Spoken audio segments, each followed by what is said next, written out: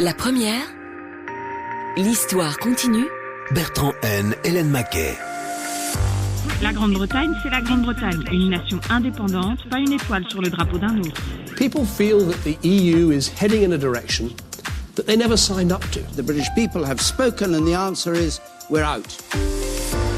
Un isoloir, un crayon, un papier et au bout, un pays qui quitte l'Union européenne. Il y a 10 ans, les Britanniques décidaient de divorcer avec l'Europe, un vote pour changer l'histoire et décider du sort de leur pays. Un vote qui a mis provisoirement fin à la relation compliquée de la Grande-Bretagne avec l'Union, un pied dedans, un pied dehors. Un vote qui a désuni le Royaume-Uni tiraillé entre ses partis et entre ces régions, Écosse ou Irlande du Nord. Un vote qui a fait trembler l'Union européenne. Un vote enfin qui a aussi fait entrer un nouveau mot dans le vocabulaire politique, celui de post-vérité. La première, L'histoire continue. Bonjour à toutes et à tous et bienvenue dans ce nouveau numéro de l'Histoire continue. Retour donc sur le Brexit. On s'est dit que 10 ans, c'était un bon moment pour revenir sur cet événement historique qu'a été la campagne et le vote pour le Brexit. C'était le 23 juin 2016. Après une campagne tendue, le Leave l'a emporté sur le Remain par 51,8% contre 41,1%. Un tournant majeur qui n'a pas fini de faire parler de lui 10 ans plus tard. Oui, parce que cette campagne du Brexit a été celle de la rupture sous plusieurs aspects. Rupture avec l'Europe, bien sûr, mais aussi rupture avec les codes de la politique. C'est à partir du Brexit que s'est popularisé le concept de post-vérité, tant la désinformation a été massive durant cette campagne. Le vote a ensuite été le début d'un chemin de croix pour le Royaume-Uni. Le divorce avec l'Union a été long et compliqué à négocier. Dans quel état est le Royaume-Uni aujourd'hui ? Le Brexit a-t-il tenu ses promesses en matière d'immigration, en matière de prospérité ? Ce sera l'une des grandes questions de l'émission. Pour en parler avec nous, Alex Taylor, bonjour. Bonjour. Vous êtes journaliste, vous avez été actif dans plusieurs médias français, vous étiez britannique, vous avez demandé la nationalité française après le Brexit. 10 ans après, vous êtes encore très actif sur les réseaux sociaux, notamment sur X, sur la question du Brexit et sur la question des populismes en général. Olivier Henrion, bonjour. Bonjour. Vous êtes journaliste ici à la RTBF. Vous aviez suivi à l'époque, par de nombreux reportages de terrain, cette campagne de 2016. Première question à tous les deux. Allez, Olivier, vous êtes en face de moi. Si vous avez un nouveau référendum sur le Brexit aujourd'hui, est-ce qu'à votre avis, le résultat, c'est le même qu'il y a 10 ans ? C'est difficile à dire. Il y a des chiffres qui tendent à dire le contraire, à dire qu'aujourd'hui, la plupart des Britanniques, parce qu'ils ont vu le résultat du Brexit 10 ans après, à 55%, regrettent le Brexit. Maintenant, il y a eu un tel mouvement eurosceptique au Royaume-Uni, qui existe depuis bien avant le Brexit. Est-ce qu'il serait prêt à rejoindre l'Union européenne ? Eh ben, je ne parierais pas un cent dessus, je ne sais pas. Ouais, même chose, question pour vous, Alex Taylor. Si aujourd'hui les Britanniques devaient revoter, à votre avis, ils feraient quoi ? Je crois que tout le monde pousserait des cris d'alarme parce que c'est une telle cicatrice, ce référendum. Je pense que même certaines personnes qui voudraient revoir le Royaume-Uni dans l'Union européenne diraient plutôt « Ah non, surtout pas ça », parce que ça a brisé des familles, ça a brisé des amitiés. Donc, ça l'emporterait même sur le désir de revenir dans l'Union européenne. C'était le fait d'éviter ce genre de cicatrice qui continue jusqu'à aujourd'hui encore à diviser les familles, les Britanniques, les amis. C'était une vraie cassure de société, ce référendum. On se replonge tout de suite dans nos archives, direction Londres, il y a tout juste 10 ans.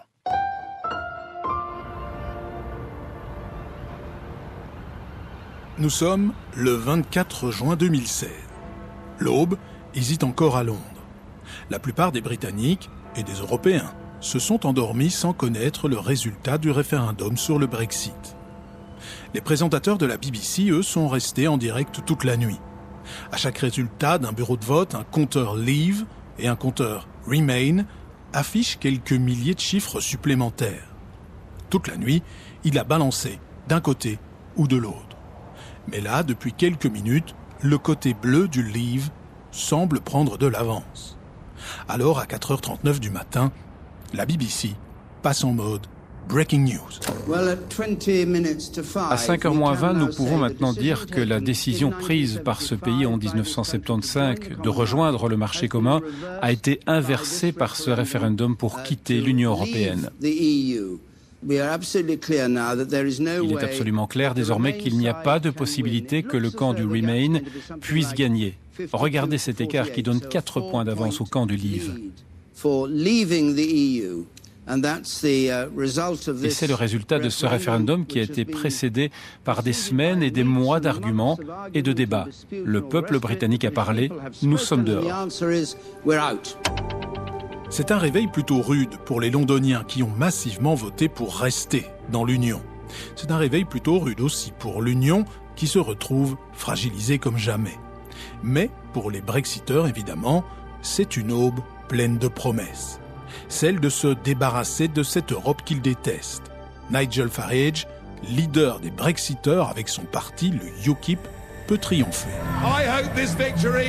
J'espère que cette victoire fera tomber ce projet infâme et nous mènera à une Europe d'États-nations souverains qui font du commerce ensemble, qui sont amis, qui coopèrent ensemble. Et débarrassons-nous du drapeau, de l'hymne, de Bruxelles et de tout ce qui est mal tourné. Nigel Farage tient sa victoire. Cela fait 23 ans qu'il a fondé le UKIP, le parti pour l'indépendance du Royaume-Uni. Et c'est notamment grâce à ces pressions que le Premier ministre conservateur David Cameron a proposé 3 ans plus tôt la tenue d'un référendum sur le Brexit.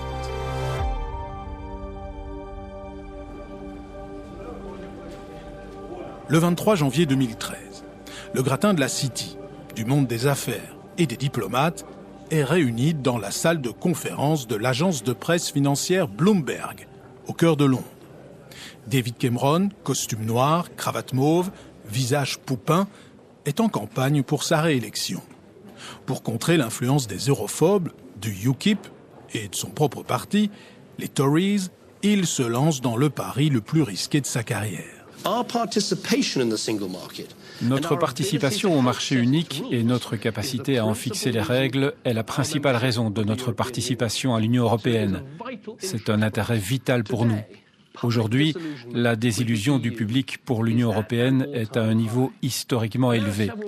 Et il y a plusieurs raisons à cela. Les gens considèrent que l'Union va dans une direction qu'ils n'ont jamais choisie. Le résultat, c'est que le consentement à l'Union européenne n'a jamais été aussi faible. Certaines personnes disent que dire ça est irresponsable, que ça crée de l'incertitude pour le business et que ça met un point d'interrogation sur la place de la Grande-Bretagne dans l'Union. Mais le point d'interrogation est déjà là. L'ignorer ne le fera pas disparaître. En fait, je pense exactement l'inverse. Ceux qui refusent de consulter le peuple britannique rendent notre sortie plus probable. C'est pourquoi je suis favorable à un référendum. Je crois qu'il faut affronter ce problème de front, le façonner, mener le débat. Il ne s'agit pas simplement d'espérer qu'une solution difficile se résolve d'elle-même. Promettre un référendum sur l'Union pour s'attirer les voix des eurosceptiques. Eh bien, le plan va fonctionner, en tout cas au début. David Cameron remporte haut la main les élections législatives qui suivent et est réélu Premier ministre. Maintenant, il doit mettre en place la deuxième partie de son plan. 2 ans plus tard, en mai 2015, à l'abbaye de Westminster, la reine Elisabeth II, en grand apparat, lourde couronne sur le crâne, imposante cape brodée d'hermine, vient présenter les priorités de son gouvernement. My government will renegotiate the United Kingdom's relationship with the European Union. Alongside this, early legislation will be introduced to provide for an in-out referendum on membership of the European Union. Le plan de David Cameron pour convaincre les Anglais de rester dans l'Union, le chantage. Se servir de la menace du Brexit pour obtenir des concessions de la part de Bruxelles. Obtenir un statut privilégié, encore plus privilégié pour son pays.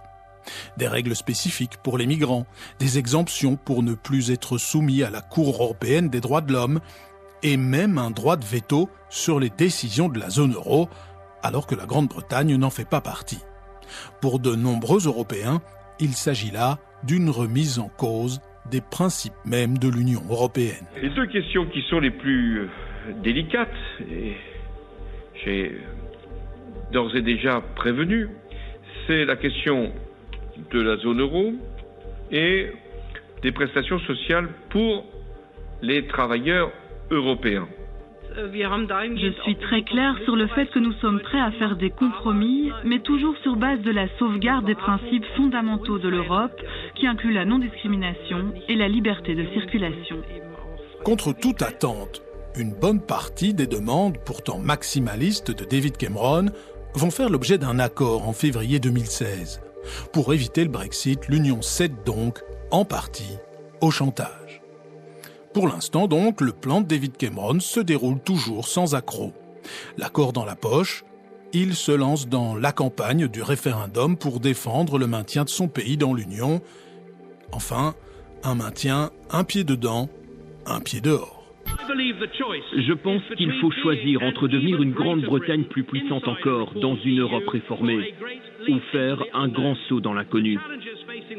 Nous pourrions être dans la partie de l'Europe qui nous arrange, en influençant les décisions qui nous affectent, à la manœuvre dans la plus grande économie à l'échelle mondiale, en pouvant prendre des mesures qui gardent notre peuple en sécurité. Mais en même temps, nous pouvons être en dehors de cette Europe qui ne nous convient pas, en dehors de l'euro. Mais face à lui, le camp des Brexiteurs s'organise. L'accord qu'a réussi à obtenir David Cameron est combattu jusque dans son propre camp, considéré parfois comme une capitulation. Le UKIP de Nigel Farage se met en ordre de marche. Dans la campagne anglaise, les meetings se multiplient. Nous sommes face à une dictature européenne non élue. C'est pour ça que je me bats pour ce référendum. Rendez-moi mon pays et ma démocratie, j'ai besoin de vous pour gagner. Les discours sont percutants, populistes le plus souvent. C'est bien connu. On a marché sur la Lune grâce au projet européen. Et la robe de Marilyn Monroe a pu s'envoler grâce au projet européen. Le UKIP, mais aussi donc une partie des conservateurs du propre parti de David Cameron, s'allient pour faire gagner le Leave au référendum.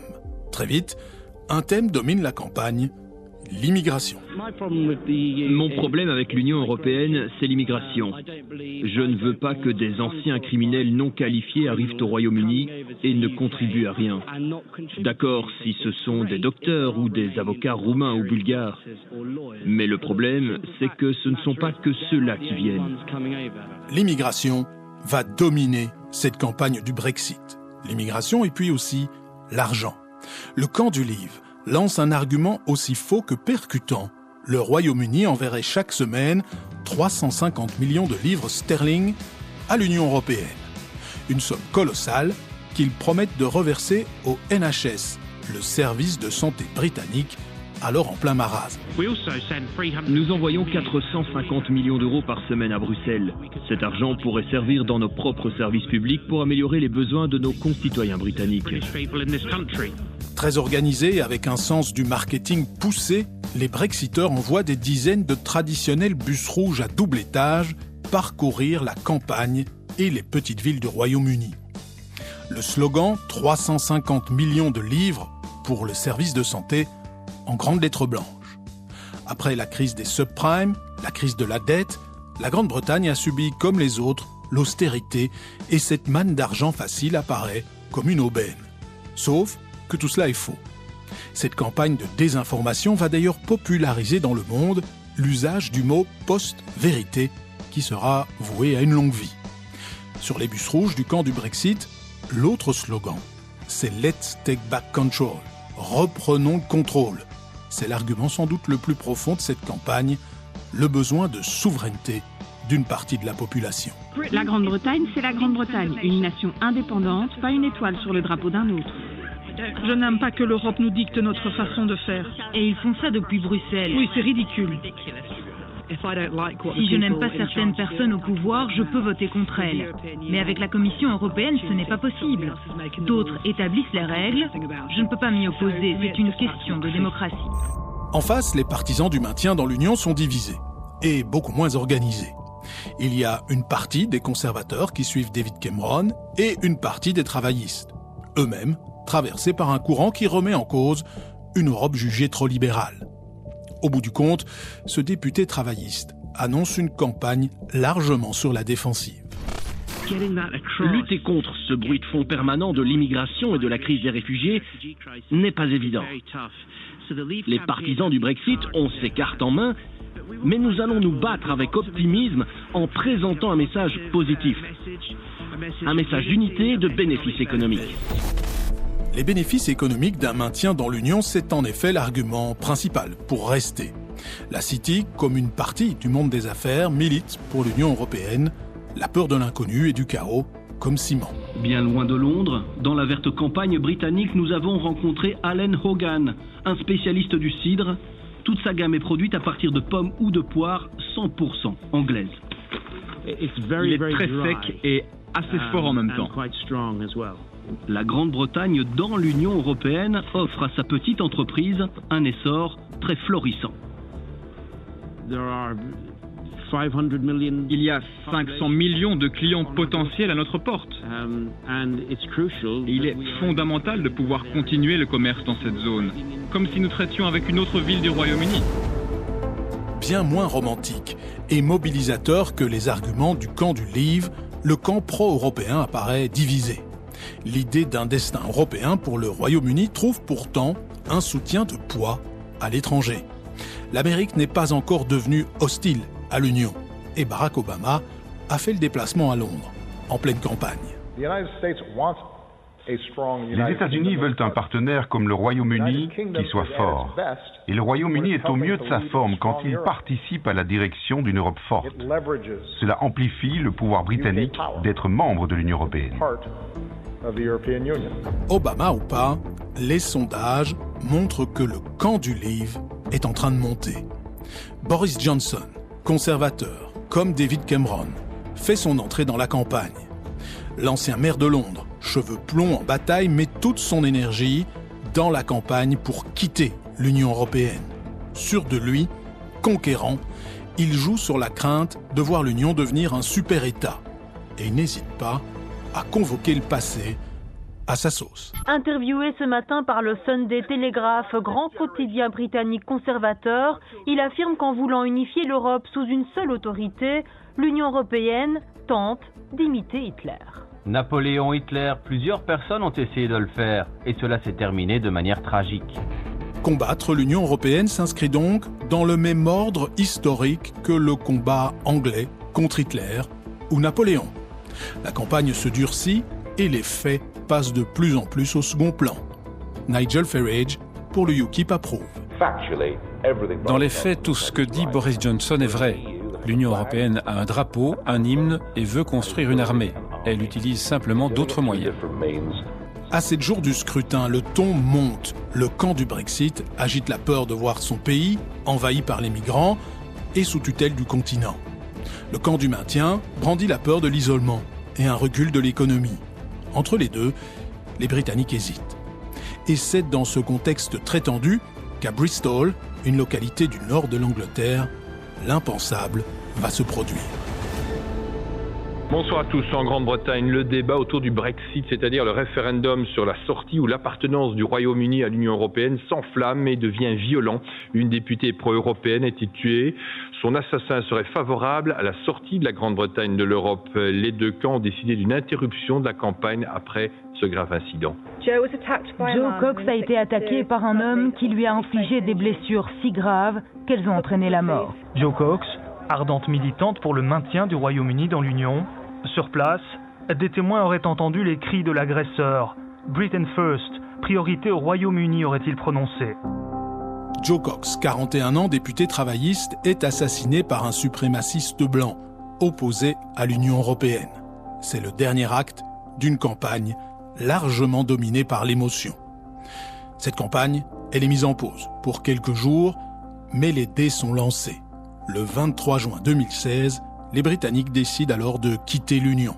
Il faudra 4 ans de laborieuses négociations pour que le divorce soit enfin acté. La première, l'histoire continue. Le Brexit, il y a 10 ans, le Brexit aujourd'hui, on revient donc sur cet événement majeur pour l'Europe et sur ses conséquences. Avec Alex Taylor, journaliste, on l'a dit, vous avez été actif dans plusieurs médias français, vous étiez britannique et puis vous avez demandé la nationalité française après le Brexit. Et puis avec Olivier Henrion, journaliste ici à la RTBF, vous aviez suivi par de nombreux reportages sur le terrain cette campagne de 2016. Olivier Henrion, vous étiez sur place, on l'a dit. Qu'est-ce qui a été déterminant pour vous dans le vote ? On a évoqué le poids de l'immigration, le poids de la bureaucratie européenne, la désinformation, le souhait démocratique aussi de reprendre le contrôle sur les gouvernants. Pour vous, sur ces gouvernants, pardon. Olivier, pour vous, qu'est-ce qui a fait basculer le vote ? Je crois que c'est un amalgame de tout ça, clairement.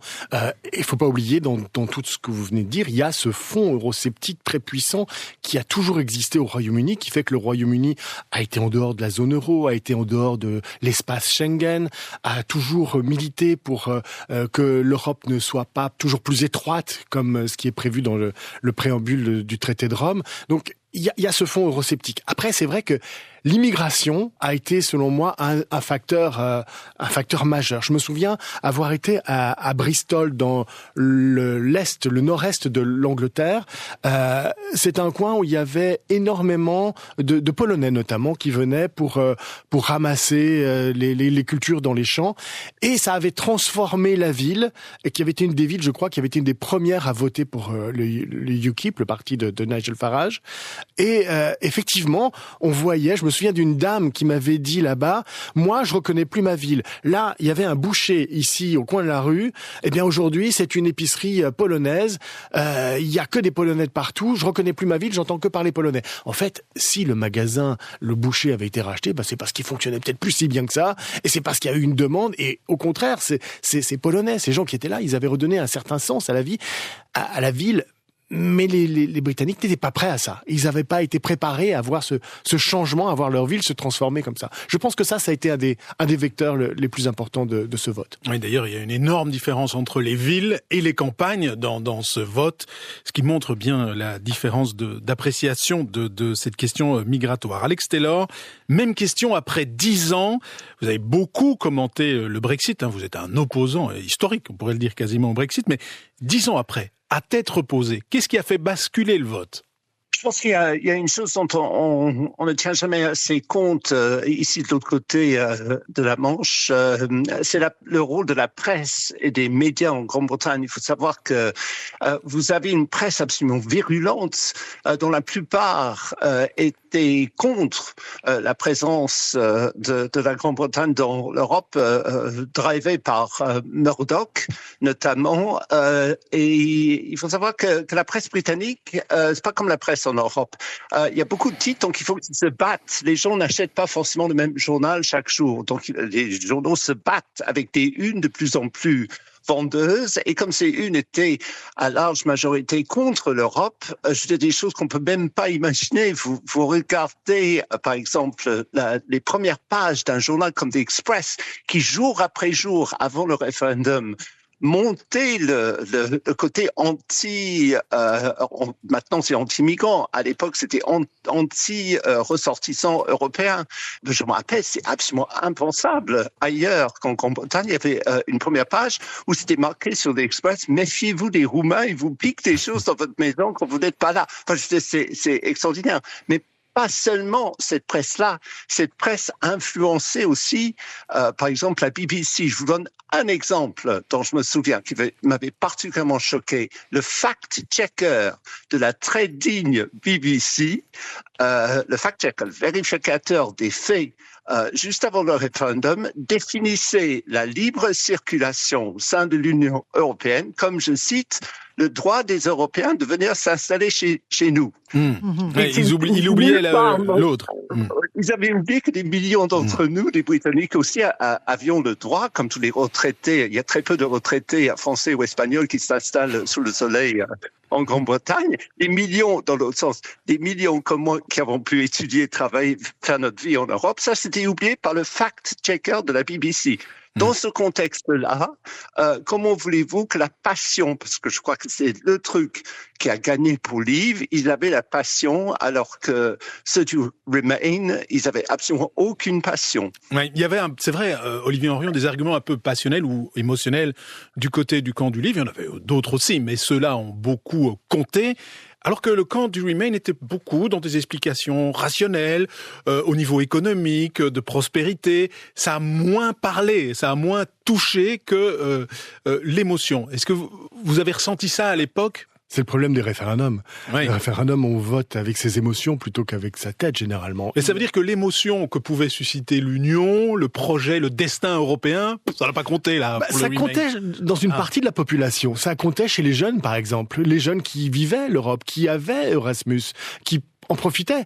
Mais qui n'ont pas assez voté, finalement. J'ai vu qu'à la fin... Ils n'ont pas assez voté, ils ont moins voté. Ils ont voté pour rester dans l'Union européenne, mais c'est pas eux qui ont eu le fin mot. Effectivement, comme l'a dit Alex Taylor, les campagnes étaient orientées en grande partie vers pour quitter. On n'entendait pas ceux qui voulaient rester dans l'Union européenne. Et puis, on pourrait se dire aussi, tiens, et qu'a fait Bruxelles à ce moment-là ? Est-ce que la Commission est intervenue ? Eh bien non, pas du tout. Ils ne sont pas du tout intervenus dans le débat. Mais comme les élections en Hongrie, l'Union reste en dehors, sinon elle est accusée de faire de l'ingérence. Exactement. Et donc, il n'y a pas eu vraiment de campagne, de marqueur, à part Barack Obama, comme vous l'avez dit. Il n'y a eu personne qui est venu pour vendre tout l'intérêt d'être dans l'Union européenne. Oui, avec une difficulté à mobiliser les émotions aussi dans le camp des institutions européennes. C'est vrai que ça fait pas rêver, c'est ce que vous êtes en train de dire. C'est vous qui l'avez dit à plusieurs reprises, Olivier. Non, c'est vrai que c'est perçu comme une technostructure, c'est vrai que... Et d'ailleurs, Boris Johnson a contribué à vendre l'Union européenne comme étant une technostructure, parce que avant d'être Premier ministre, avant d'être maire de Londres, il a été journaliste, ici, correspondant à Bruxelles, et il a été un grand manipulateur à vendre l'Union européenne comme une machine à formater la taille des concombres ou des bananes, plus qu'une machine à faire rêver les citoyens européens. Oui, Alex Taylor, sur les différents arguments, c'est vrai qu'on a parlé de désinformation, notamment sur les 350 millions de livres sterling au NHS. Même Nigel Farage a très vite dit, bon, effectivement, c'est peut-être pas autant, en fait, c'est peut-être même rien du tout. Mais par contre, s'il y a un argument auquel on ne peut pas opposer grand-chose, c'est celui de la démocratie. On a entendu de ces citoyens anglais qui disent « Moi, je veux pouvoir retrouver le contrôle de mes gouvernants. Et j'estime qu'à Bruxelles, c'est trop loin. Dictature, certains le disaient, mais en tout cas, je ne peux pas voter pour ces gens. Est-ce que cet argument-là, c'est pas quelque chose finalement sur lequel, même vous pouvez pas nier que ça, c'est un argument qui compte pour des Britanniques attachés à la démocratie? Je crois que c'est un peu, si je peux me permettre, parce que moi j'ai beaucoup vécu la campagne, parce que je couvrais la campagne depuis Paris, et je crois m'en souvenir que c'était pas du tout un argument avant le vote. C'était surtout basé sur l'immigration. La souveraineté est seulement venue après le vote. Aucune affiche ne disait c'est un choix démocratique pour la souveraineté de la Grande-Bretagne, parce que des arguments trop abstraits qui cadraient pas avec la passion. Et même pour parler de Boris Johnson, c'est très intéressant. Cette semaine, la BBC vient de diffuser 2 heures sur les 10 ans du Brexit avec toujours les mêmes, mais c'est intéressant parce que là, il se lâche. Et Boris Johnson, on voit jusqu'à quel point, en fait, quelque part, l'Europe, ils s'en fichaient complètement. Parce que c'est quelqu'un, comme vous avez dit, dont le père a été un fonctionnaire européen, quelqu'un qui a grandi à Bruxelles et qui, en fait, sa seule décision, c'était pour savoir si laquelle, le Leave ou le Remain, cadrait avec sa propre ambition de rentrer au 10 Downing Street. Et il a plus ou moins dit, et il a dit c'était la chute de 2 heures de ce documentaire diffusé cette semaine par la BBC. On voit Boris Johnson, les cheveux encore plus ébouriffés que d'habitude, avec le regard de quelqu'un qui a quand même perdu le pouvoir, et qui disait, c'est vrai qu'on n'avait pas de projet parce qu'on s'attendait pas du tout à gagner Et il a avoué, c'était la chute, la dernière phrase de ce documentaire de la BBC cette semaine, et qui montre un peu l'esprit. Il pensait pas du tout gagner, il voulait juste marquer des points contre Cameron pour un jour prendre sa place. Mais Boris Johnson, le fait qu'il ait hésité en écrivant un éditorial pour le Télégraphe pour rester et un autre pour partir. Ah oui. Donc il savait pas. En fait, c'était seulement un calcul dans sa tête. Quelle cause est-ce que j'épouse pour devenir Premier ministre? Et le fait qu'il n'avait pas de projet, vous voyez, c'est...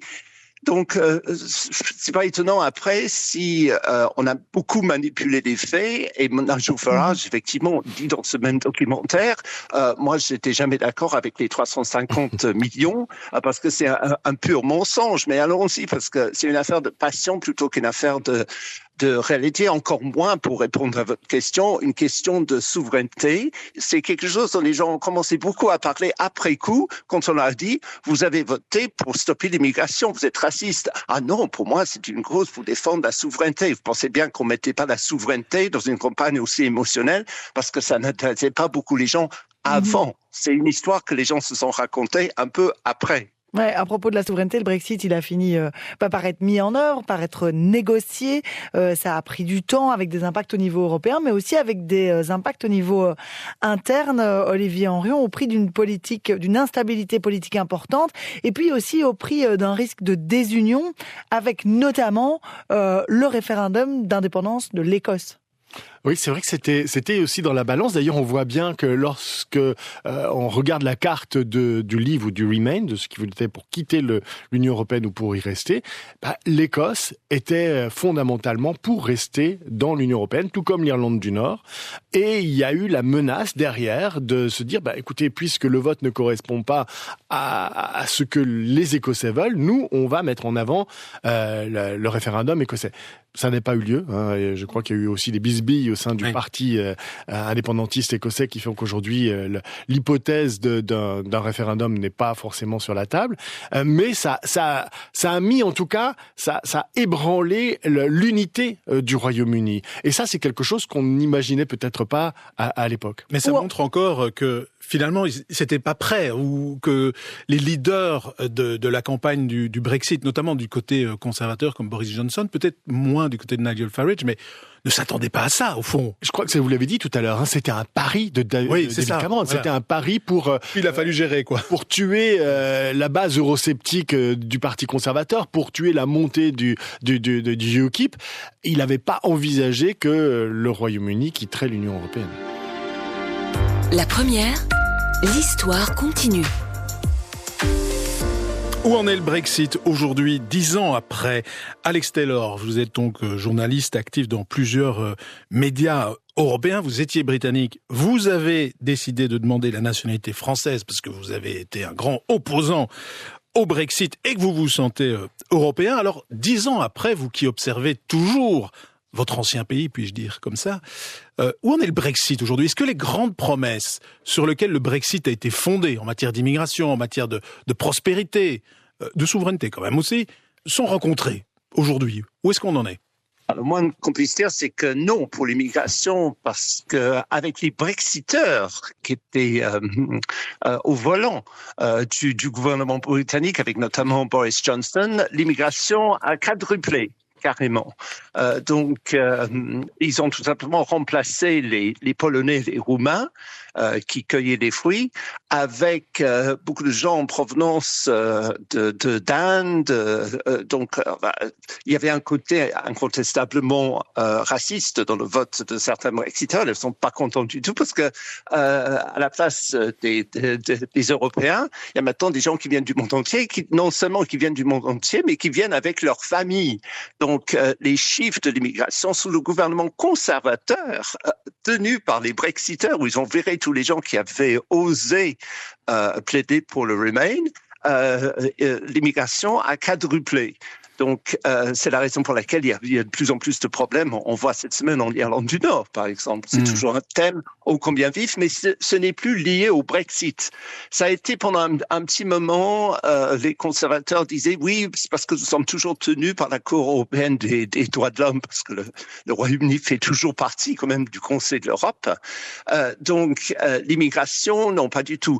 L'économie, alors c'est très compliqué parce que si vous avez un Brexiteur au bout de la ligne, c'est très facile de trouver sur ChatGPT tous les arguments qu'il faut pour défendre le fait que la Grande-Bretagne se porte très bien sans.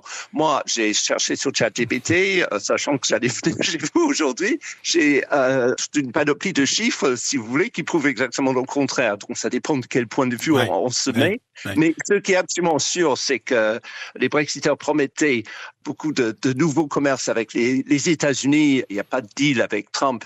Et encore, Trump est très favorable au Brexit, mais il n'y a toujours pas de deal entre le Royaume-Uni et les États-Unis.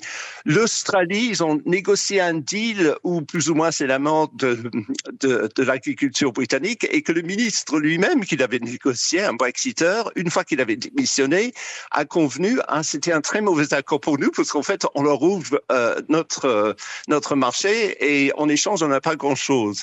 Donc, et surtout, il y a un petit truc, mais les jeunes, par exemple, moi, je suis très fier d'être européen parce que j'ai pu vivre, étudier, venir faire ma vie en Europe. Les jeunes britanniques, ceux qui se sont donné la peine de voter, à 80% ont voté pour Remain, ils n'ont plus le droit de faire ça. Donc, vous voyez que la Grande-Bretagne s'est coupée de son marché principal, qui est quand même 500 millions de personnes qui sont à 30 kilomètres de l'autre côté de la Manche, pour se retourner vers l'Inde, l'Australie, les États-Unis, qui ont dit finalement vous ne vous intéressez pas tant que ça. Ah oui. Olivier Henrion, donc sur ce bilan là des grandes promesses du Brexit aujourd'hui, vous êtes d'accord avec Alex Taylor, c'est complètement un échec. Complètement. Toutes les promesses qui avaient été faites, qu'on a évoquées jusqu'à présent, que ce soit sur le bilan économique ou sur l'immigration. Alors sur l'immigration, c'est clair. On voit sur l'immigration, c'est vrai. Et je me souviens d'ailleurs, tout à l'heure, je crois que j'étais allé à Bristol, c'est à Boston, excusez-moi, mais c'était une terre très agricole. Et j'y suis retourné après le Brexit, quelques mois après, et je me souviens avoir rencontré les personnes qui militaient pour le Brexit, certaines qui me disaient que eux allaient voter pour quitter l'Union européenne et qui se retrouvaient sans main d'œuvre et qui me disaient moi je vois pas comment je vais faire finalement. Ils réalisaient finalement l'impact de leur vote et ils étaient prêts à effectivement faire appel à une main d'œuvre qui viendrait d'ailleurs dans l'Union européenne. Et c'est ce qu'Alex Taylor a dit aujourd'hui. L'immigration européenne des pays de l'Union européenne a drastiquement chuté. C'est là a baissé, mais par contre, elle vient d'ailleurs. A explosé. Je crois que le Royaume-Uni a atteint la migration extra-européenne a atteint son niveau le plus élevé à la fin de l'année 2023. C'est totalement contre-intuitif par rapport aux arguments qui ont été mis en avant par les partisans du Brexit. D'accord. Et en même temps, sur l'économie, c'est pas le chaos non plus. C'est vrai que le Royaume-Uni a vécu un peu plus durement certaines années, juste après le Brexit.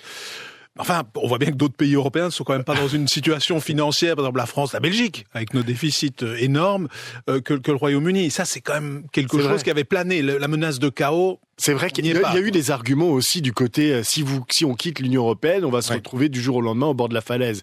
Ça n'a pas été le cas. Mais aujourd'hui, on voit, les chiffres économiques montrent que la production a baissé, que le PIB a baissé, que l'investissement a chuté de près de 20%, même que l'emploi a baissé.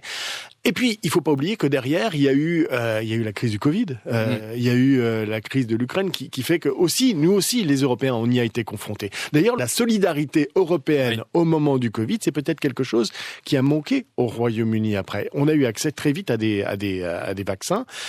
Une autre chose, c'est la guerre en Ukraine a montré toute la difficulté qu'il y avait à résister à une possible agression russe.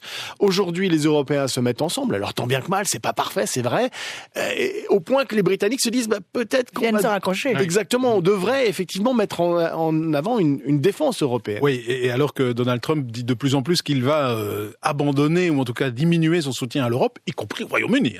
Donc ça montre bien que toutes les promesses du Brexit n'ont pas été tenues. Alors il nous reste 1 minute. Alex Taylor, vous avez déjà en partie répondu à la question, mais est-ce qu'aujourd'hui, il y a encore débat au Royaume-Uni pour un éventuel retour dans l'Union européenne? Il y a des gens qui militent pour ça ou c'est mort? Oui, bien sûr, vous allez sur les réseaux sociaux, vous allez trouver plein de gens qui disent il faut revenir. Mais la question qu'on se pose jamais, c'est est-ce que l'Europe reprendrait encore les Britanniques, surtout avec un Farage qui caracole en haut des sondages et qui risque d'être le Premier ministre aux prochaines élections. Donc, il y a des gens qui... c'est une histoire de passion. Il y a des gens comme moi qui sont passionnellement européens, mais beaucoup d'entre eux sont venus en Europe. Ils ont pris la nationalité parce que vous avez des gens qui m'ont dit que j'ai demandé, mais j'ai eu. Donc, je suis maintenant européen à plein pot. Je me sens plus français. Si la France joue contre l'Angleterre, je suis pas particulièrement au foot, mais je sais pas s'ils se sont rencontrés au mondial, mais je serais grave pour la France parce que c'est une vraie déchirure pour moi. Mais de là à ce qu'on revienne, et de là encore moins qu'on nous accepte à nouveau, enfin je parle en tant qu'ex-britannique, c'est loin d'être sûr. Alors, Olivier Henrion, même question, en 20 secondes. Je pense que les Européens regrettent, et ils l'ont toujours dit, le départ du Royaume-Uni. Parce qu'ensemble, on est plus fort. Parce qu'eux aussi savent très bien, encore une fois, face à l'agression russe, face à la menace russe, qu'on a plutôt intérêt à avoir le Royaume-Uni à bord plutôt que de l'avoir à l'extérieur. Et ils savent aussi très bien que nos intérêts commerciaux vont dans le même sens. Maintenant, comme l'a dit Alex Taylor, je suis pas certain qu'on reprendrait le Royaume-Uni au même tarif que celui avec lequel on l'a pris en 1973. Merci Alex Taylor, merci Olivier Henrion d'avoir été nos invités.